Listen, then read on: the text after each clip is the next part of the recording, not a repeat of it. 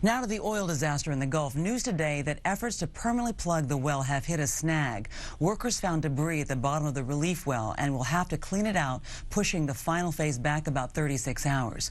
One of the questions everyone's been asking since the cap was put on that wild well, what happened to all that oil that spewed out? Well, one reason we can't see it, BP used a massive amount of chemical dispersant to break it up, which had some scientists warning that that could make things even worse for marine life. We've got NBC's senior investigative correspondent Lisa Myers now examining the evidence.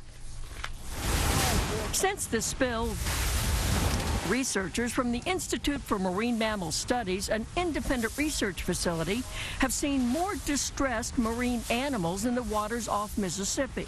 Right here. Their biggest concern now, the dolphins. What are you worried about the spill will do to the dolphins?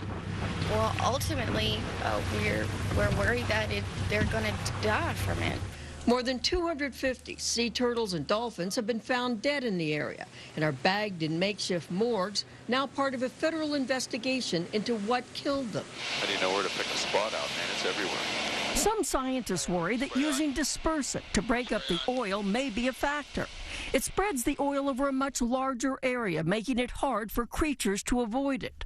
Also, studies show that when the dispersant breaks up the oil, it can free the most toxic components, certain hydrocarbons, which spread throughout the water, exposing marine animals to more toxic components than if the oil hadn't been dispersed. A review of more than 400 studies since 1997 showed that 75% found the combination of oil and dispersant actually increased the toxic effects of the oil. Dr. Joe Griffith is a toxicologist at the University of Southern Mississippi. Well, I think we all agree that the dispersed oil is more likely to be toxic than the crude oil by itself. Last week, a group of independent scientists demanded an immediate halt to using dispersants in the Gulf, warning in this statement that they pose grave risks to marine life and human health. Spray on. Spray on. Since the spill, the government has approved the use of an unprecedented 1.8 million gallons of dispersant sprayed on the surface and into the well below, mostly Corexit 9500. Little is known about the effect of these chemicals applied in such great amounts, or at this depth, 5,000 feet. So far, the scientific community hasn't reached conclusions about how all this is impacting marine life in the Gulf. But law firms suing BP on behalf of Louisiana fishermen and environmentalists have conducted tests, preparing to do battle in court. Tests, they say, produce troubling results.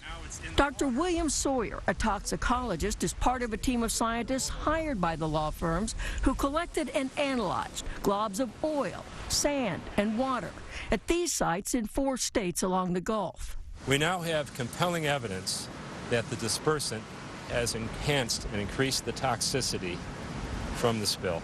Sawyer says tests show that some water now contains high levels of toxic components, which can be especially harmful to early stages of marine life. It is selectively picking out the most toxic hydrocarbons in crude oil and maintaining those in the water on a long-term basis. Which makes this even more deadly to marine life? Much so.